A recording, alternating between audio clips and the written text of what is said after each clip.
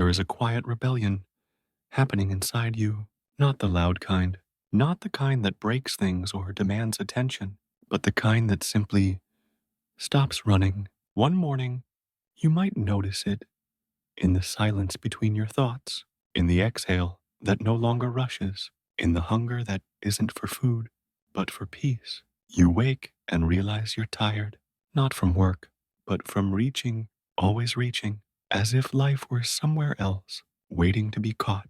And in that moment, you begin to ask the question that undoes 1,000 years of conditioning. What if this is enough? Not as a compromise, not as a lowering of standards, but as a revolution, because everything around you is built to make you chase goals, upgrades, milestones, likes, wealth, perfection, faster, louder, more polished, more productive. You are taught to pursue your worth like it's running from you, to look in the mirror and see a project, not a person, a machine to optimize, not a soul to understand. But when did peace become a prize? When did stillness become failure? The bamboo grows slowly. It does not race the oak. The river bends with the stone. It does not force its way through. The mountain sits without movement, and yet commands reverence. Nature is content, not because it lacks ambition, but because it lives in accordance with what is real. So why do we believe that our value lies beyond the moment? A monk once said, chasing is the fastest way to become lost, because the more you chase, the further you stray from where you are, from who you are. In the forest of constant desire, contentment is the path that disappears underfoot. It doesn't dazzle, it doesn't shout, it whispers, it waits. And if you pause long enough, you will feel it like sunlight on closed eyes. It doesn't come with fanfare. It comes with breath. Breathe. Notice how nothing is demanded of you right now. Just this inhale, just this presence. The world may spin, but you are here. And that is already a miracle. Not the kind that makes headlines, but the kind that holds your life together. Quietly, softly, daily. You are not lazy for slowing down. You are not broken for wanting less. You are not falling behind if you step away from the race. Maybe you are just remembering that the lotus does not bloom by rushing. It unfolds when the time is right, petal by petal, without panic, without guilt. So let your life unfold. Let today be enough, not because it is perfect, but because it is alive. And so are you. You see, contentment is not the absence of desire. It is the clarity of desire. It is knowing the difference between a flame that warms and a fire that burns you hollow. The world tells you to dream big, but what if the real courage is to find joy in the small, the sound of tea pouring into a cup, the way your chest rises when you laugh, the way sunlight creeps across the floor in the morning? Is that not worth living for? We have been taught to overlook these moments, to delay joy until it is justified, until we have earned it, until it is validated by someone else's standard. But what if you don't need to prove your right to rest? What if contentment is your birthright? A tree does not apologize for being rooted. The sky does not explain itself when it darkens. And you do not need to explain the peace you choose. Choosing peace in a restless world is not weakness. It is defiance. You are not here to impress. You are not here to win an invisible contest. You are not here to accumulate achievements like armor. You are here to live fully, mindfully, presently, and that kind of living that is radical. Radical because it threatens the systems that profit from your discontent. Radical because it rewrites the definition of success. Radical because it honors the sacred in the ordinary. And so, the quiet rebellion continues in every breath you take with awareness. In every morning you choose not to rush. In every time you close your eyes and thank the moment for being enough. Not because it sparkles, but because it is real. Let that be your standard. not fantasy, but reality, not the edited version, but the raw, unfiltered truth of your experience. That is where life lives. You don't need more time. You need more presence. You don't need more things. You need more connection. You don't need to chase meaning. You need to return to what already has it. The taste of water when you are thirsty, the sound of your loved one breathing beside you, the soft weight of your own body held by the earth. Start there, not because it is easy, but because it is true. And the truth will never ask you to run. It will ask you to stop, to listen, to return. Contentment is not a finish line. It is a homecoming. You do not have to escape to the mountains to find peace. Peace is not in a place. It is in a posture of attention, a way of meeting the moment without bracing against it. Even in the chaos of the world, there is a still place within you, a quiet room where nothing is demanded, nothing is missing, and nothing is wrong. You don't have to build it. You only have to return. But returning takes courage because everything outside you shouts, move faster, earn more, do better. The pressure is constant, but the purpose gets lost. What are you actually running toward? So many of us don't even know. We just run because it's what everyone else is doing. But you are allowed to stop and ask, does this truly nourish me? Not just excite you, not just impress others, but truly nourish you. There's a kind of hunger that success can't feed, and only stillness can reveal it. Sit with yourself long enough, and you will meet that hunger. It might show up as sadness, or emptiness, or simply exhaustion that doesn't go away with sleep. Don't turn from it. It is not your enemy. It is your teacher. It is saying what you need is not out there. What you need has been with you all along, buried under performance, hidden beneath comparison, overlooked in your sprint for someday. But someday is a myth. The door to life only opens in the now. Now is where your breath lives. Now is where the leaf falls. Now is where your child smiles. Now is where your hands hold warmth. Now is where the rain taps the window. Now is where you remember that everything is temporary, including this very moment. And that's why it matters. Contentment doesn't mean you stop growing. It means you grow from a place of wholeness, not lack. It means you move not because you are unworthy unless you achieve, but because creation is natural to the human spirit, just like the tree grows, not to be taller than others, but because that's what trees do. Grow, yes, but grow in peace. Let your work be an offering, not an obligation. Let your presence be your resume. Let your joy be your protest against a world that insists on suffering as a badge of honor. And when you look around and see others running, smile. Let them run. Their path is their own. Yours is not to fix or compete or explain. Yours is to walk in silence when needed, to dance when joy calls you, to lie down when the weight is too much, and not apologize. That, too, is sacred. The way you rest is part of your revolution. The way you sip your tea slowly, the way you touch the earth with bare feet, and remember you belong. The bird does not ask the sky if it's allowed to fly. It simply flies, so live, without asking for permission, not recklessly, but reverently. Live as though this very breath is holy, because it is. You will still want things. That's okay. Desire is not the enemy. Attachment is. You can wish for change without hating the present. You can reach for better without abandoning the now. But if you sacrifice today in hopes that tomorrow will validate you, you will always live one day away from peace. And life does not begin someday. It begins when you begin to notice it. Inhale, feel it arrive. Exhale, feel yourself let go. The breath does not cling. The breath does not hoard. The breath does not demand applause. It comes and goes, fully itself. That is the way to live like breath, free, enough, gone and still complete.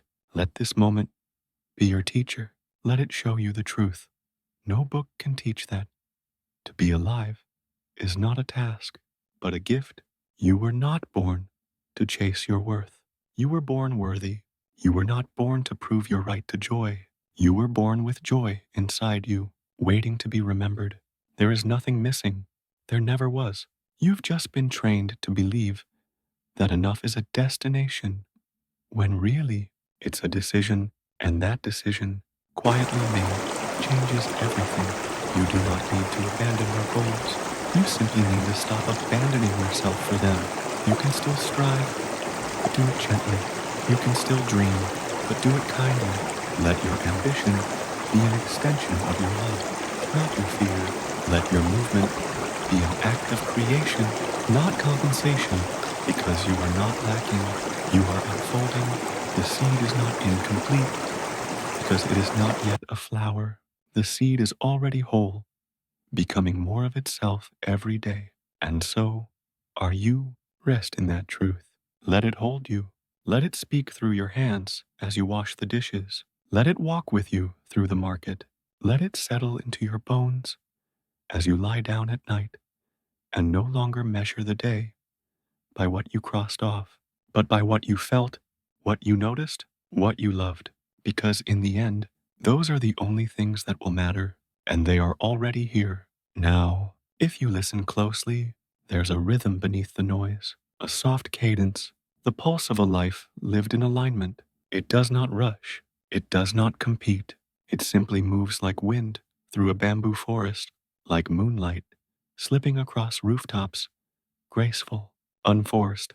This is the rhythm you were born with, the one before the clocks, the deadlines, the algorithms, before comparison and criticism coiled themselves into your spine. Beneath the layers of striving, beneath the anxious reaching, it waits for you like an old friend who never left.